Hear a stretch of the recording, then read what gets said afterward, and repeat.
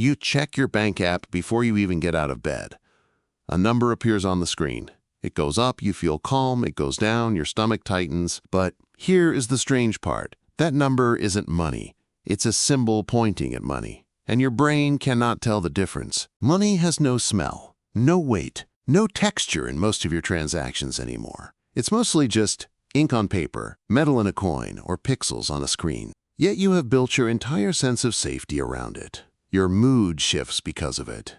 Your marriage arguments circle around it. Your late-night worry loops are made of it. So what if money isn't real?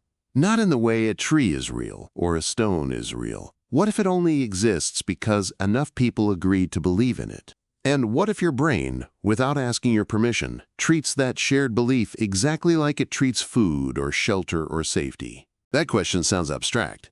It isn't.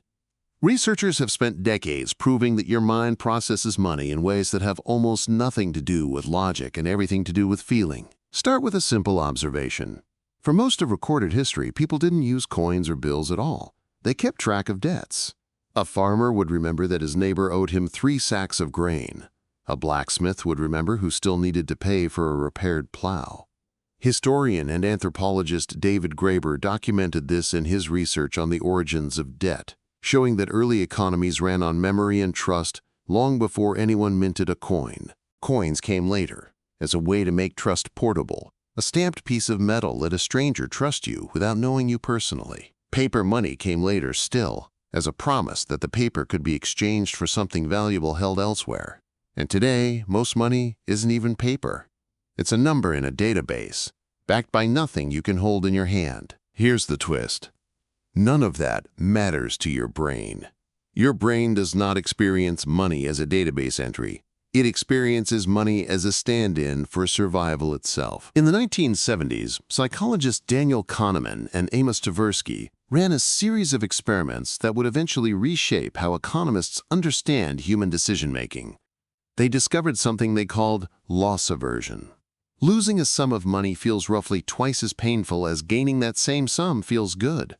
Not slightly worse, twice as bad. Think about what that means for your daily life. A 10% drop in your investment account doesn't just feel like the opposite of a 10% gain. It feels like a gut punch. Your brain isn't doing math. It's sounding an alarm. Why would a symbol, something with no inherent value at all, trigger a response that intense? Because your brain doesn't evaluate money as an abstract concept. It evaluates money as a proxy for resources. And resources, throughout human history, have always meant the difference between security and danger. When your ancestors stored grain, protected land, or gathered supplies before a harsh season, losing those resources could threaten their survival. Your mind still runs on that same underlying wiring, even though today the resource is a number in an app instead of a stockpile of food. This is why a stock market dip can make your hands sweat even when you have no plans to sell. This is why watching a number turn red on a screen can ruin your entire evening. Your nervous system isn't reading a graph, it's reading a threat. Neuroeconomist Paul Zak took this further. In his research, he found that financial trust and betrayal trigger measurable changes in the hormone oxytocin, the same chemical involved in social bonding and trust between people. When someone honors a financial agreement, oxytocin rises. When someone breaks that trust, it drops sharply. Money, in other words, isn't processed by some separate, rational part of your mind, reserved for spreadsheets. It runs through the same emotional circuitry as trust, betrayal, and relationships. That explains something you've probably felt, but never named. Losing money to a scam doesn't just feel like a financial setback. It feels like being betrayed by a person, because to your nervous system, it practically is. Now here's where it gets stranger. Behavioral economist Richard Thaler documented a phenomenon called mental accounting. Your brain doesn't treat all money the same, even though, mathematically, a dollar is a dollar, no matter where it came from. Money you find on the street gets spent carelessly. Money from your paycheck gets guarded closely. A tax refund feels like free money, so it gets spent on things your regular budget would never allow. None of this makes logical sense. A dollar bill doesn't know where it came from. But your brain assigns it an emotional label anyway, and that label decides how easily you'll let it go. There's another twist that researchers have found just as strange. A study on payment methods showed that people paying with cash feel more psychological discomfort at the moment of purchase than people paying with a card. Physically handing over bills triggers something that swiping a card doesn't. Researchers have described this as related to the pain of paying, a real, measurable discomfort that shrinks the further removed you are from physically watching your resources leave your hands. That's not a coincidence. That's design. Every tap-to-pay system, every one-click checkout button, every subscription that renews automatically without asking you again is built to shrink that moment of felt loss. The less your brain registers the transaction as a loss, the easier it is to keep spending. So think about what this means. The system you interact with every day isn't neutral. It's engineered around a nervous system that treats money as safety, treats loss as danger, and treats convenience as an invitation. Every notification telling you your balance, every red or green arrow next to a stock price, every buy now button is speaking directly to instincts that were never built to distinguish between real threats and financial ones. And yet, none of this means money is fake in any way that lets you dismiss it. It's real in the sense that it governs food, shelter, and choices. It's real in the sense that not having it creates genuine hardship.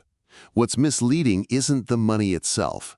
What's misleading is how automatically, how emotionally your mind responds to it, often before you've had a chance to think it through at all. This is why financial decisions rarely fail, because people don't understand math. Most people can calculate a percentage. Most people know that panic selling during a downturn locks in a loss. And yet they do it anyway. Because in the moment, the feeling of danger overrides the number on the page. Kahneman's later work, which won him a Nobel Prize in economics, centered on exactly this. Most financial mistakes aren't failures of intelligence. They're the predictable result of a mind responding to a symbol as if it were a lion at the door. Once you see this, you start noticing it everywhere. The urge to check your portfolio 5 times a day during a volatile week, the relief of an unplanned bonus, spent almost as fast as it arrived. The anxiety of a subscription fee you don't even remember agreeing to, sitting quietly in your account, unnoticed, until the day it isn't. None of this is a character flaw. It's simply what happens when an ancient, deeply wired alarm system meets a modern world built entirely out of symbols.